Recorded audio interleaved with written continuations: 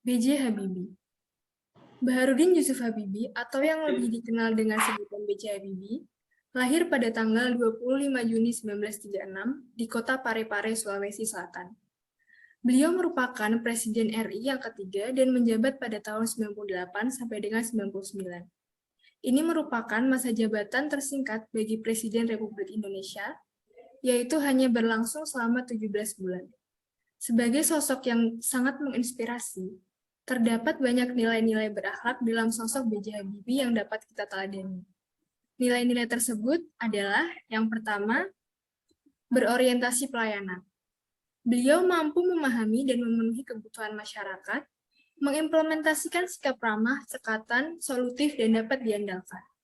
Nilai tersebut dapat dibuktikan dengan bersedianya beliau dilantik menjadi presiden menggantikan Presiden Soeharto demi melayani masyarakat dengan totalitas dan demi memberikan pelayanan yang baik untuk membawa Indonesia menjadi negara yang lebih baik dan keluar dari krisis 1998. Yang kedua adalah akuntabel.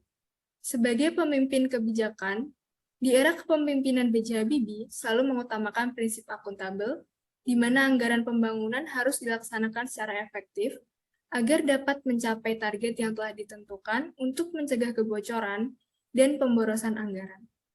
Serta dalam penggunaan anggaran selalu dilaksanakan secara transparan dan dapat dipertanggungjawabkan akuntabilitasnya secara penuh kepada masyarakat. Nilai yang ketiga yaitu nilai kompeten. Kompetensi dan kualifikasi pengetahuan B.J. Habibie dalam bidang aeronautika, khususnya terkait konstruksi material pesawat, sudah tidak perlu diragukan lagi. Yang mana keahlian beliau pun telah diakui oleh dunia internasional melalui beberapa hak paten teknologi yang beliau miliki.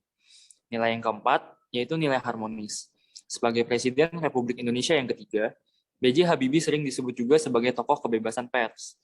Penghargaan itu diberikan karena beliau berjasa atas kebijakannya yang membuka keran kebebasan dan kemerdekaan pers di Indonesia melalui komitmennya terhadap kemerdekaan pers dengan menandatangani Undang-Undang Nomor 40 Tahun 1999 tentang pers sebagai upaya check and balances terhadap jalannya pemerintahan. Nilai selanjutnya yaitu loyal. Loyalitas Bapak B.J. Habibie kepada Negara Kesatuan Republik Indonesia sudah tidak bisa kita ragukan lagi.